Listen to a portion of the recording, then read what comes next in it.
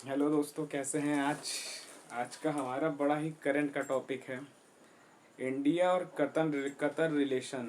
जो भारत और कतर के संबंध आप देखिए इस समय, तो आपको पता होगा कि भारत और कतर के संबंध इसके पहले बहुत अच्छे हैं। और जो आज का हमारा विषय है वो UPSC civil services GS paper 2 अंतर्राष्ट्रीय संबंध से जुड़ता है। इस दृष्टि से बहुत इम्पोर्टेंट है, तो आप इस विषय को देखिएगा। और करंट के लिहाज से भी बड़ा इम्पोर्टेंट है कि कतर की जो हमारे प्रति रवैया है और भारत का जो अंतर्राष्ट्रीय जो नीति है वो क्या है, सारी चीज़ों पे आज हम बात करेंगे। अगर आप लोग चैनल पे नए हो तो चैनल को लाइक करिए, अगर वीडियो पसंद आ रही है तो लाइक करिए, लोगों के साथ शेयर करिए, सब्सक्राइब करिए। तो आइए अपने विषय पे चलते हैं। भारत जब आज़ाद हुआ वर्ष 1947 से, तो हमारी जो नीति थी वो शांतिपूर्ण सह अस्तित्व की नीति थी कि हम किसी भी देश के साथ किसी भी तरह के किसी भी युद्ध को में सम्मिलित नहीं होंगे। साथ ही जो हमारे पंचशील जो हमारे सिद्धांत हैं, साथ ही जो हमारा आप देखिए हमारी जो परमाणु में नीति है कि हम किसी भी ऐसे देश पे नहीं वार करेंगे जिसके पास परमाणु युद्धक सामग्री ना हो, या कहाँ जहाँ पे नागरिक रहते हैं वहाँ पे हम ऐसा परीक्षण नहीं करेंगे, वहाँ पे अटैक नहीं करेंगे। अब भारत की शुरू से अगर विदेश नीति देखिए तो भारत हमेशा से लोगों के सम्मान, जन नागरिक की भावना को हमेशा से सर्वोपरि रखा है।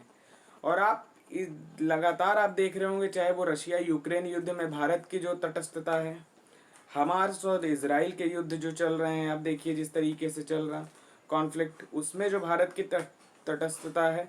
तो भारत हमेशा युद्ध का और अहिंसा का युद्ध और हिंसा का साथ नहीं देता। भारत शुरू से गांधी और जी जैसे लोगों से, विचारक लोगों से प्रेरित रहा है। आप हमारे यहाँ देखिए जिस तरीके से विचारक रहे हैं, चाहे वो गांधी जी हों, चाहे मदन मोहन मालवीय जी हों, तमाम जो हमारे स्वतंत्रता में योगदान दिए लोग, तो ऐसे लोगों से उत्प्रोत रहा है। और जो हमारी आज़ादी भी हुई वो भी आपने देखा जिस तरीके से महात्मा गांधी जी का योगदान रहा, या अन्य जो हमारे, चाहे वो सुभाष चंद्र बोस जी हों, तरीका हमारा बहुत सही चली तरीके से हम चले हैं। तो उन सभी चीज़ों को आप देखिए जिस तरीके से हमने अपने आज़ादी के या आज़ादी के बाद जो भारत को डेवलप करने की बात रही, चाहे वो हमारी योजनाएं रहीं, तो उन सभी चीज़ों में हम हमेशा सह अस्तित्व को बनाते हुए शांति प्रिय व्यवस्था को लेके चले हैं और अपने पड़ोसियों को साथ लेके चले हैं। और जो अभी ये स्थिति आई, आपको आप विषय पे चलते हैं। सबसे पहले देखिए इंडिया कतर की लोकेशन क्या है। सबसे जरूरी है कि इसके भौगोलिक स्थिति को जानना। भौगोलिक स्थिति को जानना इसलिए आवश्यक है, एग्जाम में आपसे कतर की लोकेशन पूछती है। और मैप में आप देखेंगे तो बहुत छोटे से में है कतर। इसकी लोकेशन देखिए पर्शियन गल्फ है, यानी पर्शियन गल्फ के ऊपर सबसे जो आप देखिए इराक है, ये सऊदी अरब है, नीचे यमन है, ये ओमान है साइड में आप देखिए, और ये यूएई है। ठीक इसी के ऊपर ये कतर है, पर्शियन गल्फ से ही टच है, ये कतर है। ठीक ये देखिए आपका ये है कतर। ठीक सबसे ऊपर क्या है, इसके उत्तर साइड में देखिए तो आप इराक है, पूर्व के उत्तर पूर्व की तरफ देखें तो पर्शियन गल्फ है, पूर्व की तरफ यूएई और ओमान है, और यूएई से टच ही लगता है ये है कतर। ठीक आप देखिए वर्ष 1973 से भारत और कतर के संबंध बहुत ही मधुर और बहुत ही अच्छे रहे हैं। साथ ही वर्ष भारत की जो कई यात्राएं राजनयिक 1999 में हुई, 2005 में भी भारत की यात्राएं हुई, 2012 में, और 4 जून 2016 को माननीय प्रधानमंत्री जी की जो राजनयिक यात्रा थी, बहुत ही सार्थक और बहुत ही अच्छे तरीके की यात्रा थी। बहुत ही सुचारू तरीके से ये रहा, कई समझौते भी इसमें हुए हमारे साथ। यदि हम बात करें, ये लोकेशन आपने इसमें देखा कि लोकेशन कहाँ का है। और बात करें इस समय जो वहाँ के राष्ट्रपति हैं कतर के, उनका नाम क्या है, तो शेख तमीम बिन अहमद अल धानी। क्या नाम है, शेख तमीम बिन अहमद अल धानी। और वहाँ के विदेश मंत्री कौन है, तो मोहम्मद बिन अब्दुल रहमान बिन जसीम अल थानी। कौन है, फिर से नाम सुनिएगा। प्रेसिडेंट कौन है, तो शेख तमीम बिन अहमद अल थानी, और जो वहाँ के विदेश मंत्री हैं मोहम्मद बिन अब्दुल रहमान बिन जस्मिन थानी। और जो हमारे भारत के विदेश मंत्री हैं कौन है? एस जयशंकर जी हैं।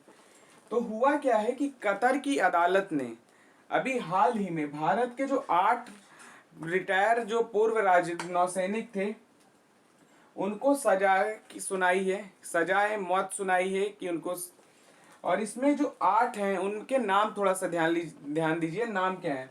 Captain Purnendu Tiwari, captain Saurabh Vashisht, captain Virendra Sharma, commander Suganakar Pakala, captain Navtej Singh Gill, commander Amit Nagpal, sailor Ragesh और कमांडर संजीव गुप्ता। नाम को एक बार फिर सुनिएगा। Captain Purnendu Tiwari, captain Saurabh Vashisht, captain Virendra Sharma, commander Suganakar Pagala, captain Navtej Singh, commander Amit Nagpal और नेक्स्ट है सेलर रागेश, कमांडर संजीव गुप्ता। तो ये लोग 8 लोग हैं। हुआ कि इनका क्या आरोप है? जो वहाँ की कतर की जो इनको जो पकड़ी है वो आर्टिफिशियल इंटेलिजेंस जो वहाँ की है सुरक्षा एजेंसियां जो पकड़ी हैं उनका आरोप है कि ये लोग कतर की खुफिया जानकारी इकट्ठा कर रहे थे। ठीक। और ये सभी लोग का जो है ये लोग थे कौन? ये सेवानिवृत्त होने के बाद कतर में एक वहाँ की संस्था है उसका नाम है डाहरा ग्लोबल टेक्नोलॉजी एंड कंसल्टेंसी। क्या है? डाहरा ग्लोबल एंड टेक्नोलॉजी कंसल्टेंसी। उनका क्या है? उनका ये है कि वहाँ की जो नौसैनिक कंपनियां थी वहाँ पे एक निजी सा कंपनी है, ये कोई सरकारी नहीं है, ये निजी पे है, निजी कंपनी है। ये क्या करती है? यहाँ पे ये 8 लोग वर्क करते थे और ये जो नौसेना है कतर की वहाँ के लोगों को ट्रेनिंग देते थे। इनका क्या था कि जब वहाँ के लोगों को ट्रेनिंग देते थे तो उनको सुचारू रूप से ट्रेनिंग देते थे और वहीं से इनकी अपने रोजगार का इनकी व्यवस्था थी और अपने आजीविका को निर्वाह कर रहे थे। ये सेवानिवृत्त होने के बाद कतर शिफ्ट हो चुके थे। जो पूर्णेंदु तिवारी हैं इनको वर्ष 2019 में भारतीय प्रवासी सम्मान से सम्मानित भी किया गया। ठीक। तो क्या ये भारत के नहीं थे? ऐसा नहीं, ये थे भारत के। अब आपको लग रहा होगा प्रवासी थे तो भारत के नहीं थे, लेकिन ये थे भारत के। ठीक। हुआ क्या था, जब ये रिटायर हो गए तो ये कतर शिफ्ट हो गए और इनके कतर में शिफ्ट होने के बाद इनको भारत और कतर के संबंध को बेहतर बनाने के हेतु जो इन्होंने इस संबंध को सौहार्दपूर्ण और बहुत अच्छे तरीके से मेंटेन किया भारत और कतर के रिलेशन को, उसको बनाने के उद्देश्य से ही इन्हें वर्ष 2019 में भारतीय प्रवासी सम्मान दिया गया था। साथ ही इनका ये कहना है ये एक ऐसे व्यक्ति हैं जो आर्म फोर्सेस में ये सम्मान पाने वाले पहले ऐसे व्यक्ति हैं। नाम सुन लीजिएगा, पूर्णेंदु तिवारी इनका नाम है, captain Purnendu Tiwari. Arm forces में ये अवार्ड पाने वाले भारतीय प्रवासी सम्मान पहले व्यक्ति हैं जिनको ये अवार्ड मिला था।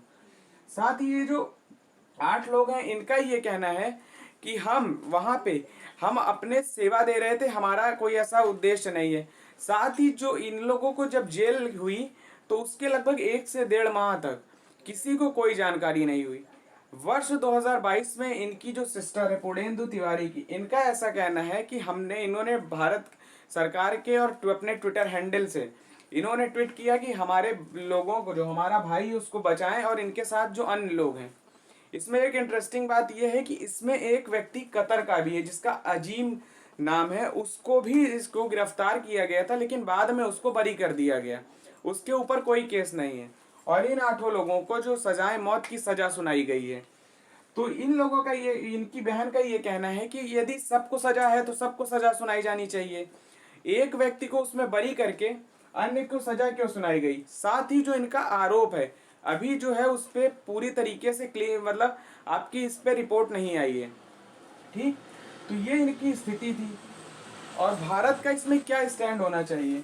तो भारत का इस पे ये होना चाहिए कि भारत को सबसे पहले विदेश मंत्रियों, जो वहाँ के विदेश मंत्री हैं जिनका नाम है मोहम्मद बिन अब्दुल रहमान बिन जसीम अल धानी, इनसे वैचारिक रूप से बात करनी चाहिए। साथ ही जो हमारे जो संबंध हैं उसको देखते हुए जो भारत की साख है वर्तमान में, जो भारत का अंतर्राष्ट्रीय स्थिति है, भारत आज विश्व में को रिप्रेजेंट कर रहा है। हमारा देश अभी हाल ही में विश्व की सबसे बड़ी जो समिट होती है G20, जहां पे लगभग 19 प्लस यूरोपीय यूनियन प्लस अफ्रीकन यूनियन की जो इतनी बड़ी समिट को भारत ने आयोजित किया। साथ ही भारत और कतर के बीच जो व्यापार है वो लगभग आप देखिए तो लगभग भारत और $16 बिलियन का व्यापार है। भारत के साथ जो कतर का व्यापार है $16 बिलियन का है। साथ ही भारत की जो कतर में जो आबादी है उसका भारत कतर की जो टोटल आबादी है उसकी लगभग 25% वहां के भारतीय हैं, प्रवासी हैं। साथ ही यदि हम बात करें तो 2023 तक लगभग 7.5 लाख जो हैं वहां पे भारतीय निवास करते हैं। एक बड़ा इंडियन डायस्पोरा है वहां पे। साथ ही 2016 में भारत के लिए गैस कीमतों का को लेके जो भारत में जो $12 प्रति यूनिट था उसको भी कतर सरकार ने $6 प्रति यूनिट किया था। तो आप देखिए जिस तरीके से हमारे संबंध रहे हैं, चाहे वो आर्थिक क्षेत्र के रहे हों, चाहे वो हमारे सामाजिक क्षेत्र के रहे हों, चाहे वो हमारी विदेश नीतियां रही हों, तो दोनों देशों को एक दूसरे के प्रति समझ के चलना होगा। इस वजह से क्योंकि जो आज भारत की स्थिति है, पूरा विश्व भारत की ओर नज़र से देखता है, कि एक उम्मीद की नज़र से देखता है। और जो हमारा और कतर का संबंध है वो भी एक बहुत अच्छे तरीके से है, और हमारा एक सौहार्दपूर्ण वातावरण को मेंटेन करते हुए हमें चलना है। साथ ही जो आगामी है, जो आप देखिए जो कतर से एक पाइपलाइन की भी योजना को प्रारंभ किया गया है, जो भारत से आती है, भारत में और कतर के बीच शुरू करने का प्लान है। तो ये सभी चीज़ों को देखते हुए, अपने व्यापार और वाणिज्य को बढ़ाते हुए, हमें इसके साथ ही वहाँ के विदेश मंत्रियों से बात करते हुए इन पे क्या उचित तरीके से कैसे इनको बचाया जाए। और आप देखिए इसके साथ ही भारत ने, चाहे वो पाकिस्तान से हो, विंग कमांडर जो अभिनंदन जी आए थे उनको लाने का हो, या अन्य देशों के प्रति जो हमारा, देखिए अभी आपने इजराइल में हुआ तो भारत ने ऑपरेशन अजय को शुरू किया, चाहे वो भारत कोविड-19 के दौरान हो, अन्य देशों की सहायता को लेके हो। जब हम आम नागरिक और किसी की मुसीबत में इस हद तक खड़े हो सकते हैं, तो भारत को आप सोचिए, जब भारत के सैनिकों पे बात आएगी तो भारत किस लेवल से और किस स्तर पे जाके कार्य कर सकता है। भारत भी कठोर कार्रवाई कर सकता है, लेकिन जो हमारी पॉलिसी है नो फर्स्ट यूज की, तो भारत उसको देखते हुए एक सौहार्दपूर्ण तरीके से चाहता है कि ये समस्या का निदान हो सके, और जो हमारे 8 सैनिक हैं उनको सुरक्षित उनके घर वापसी हो सके, उनकी वतन वापसी हो सके। तो ऐसा हमारा लास्ट उद्देश्य है। तो चलिए फिर, ये आपको आशा करता हूँ कि वीडियो पसंद आई होगी। यदि पसंद आ रही है तो वीडियो को लाइक करिए, सब्सक्राइब करिए, शेयर करिए। चलिए फिर अगले वीडियो में आप सबसे मुलाकात होगी। तब तक बहुत बहुत शुक्रिया, आभार आप सभी का। जय हिंद, जय भारत, धन्यवाद।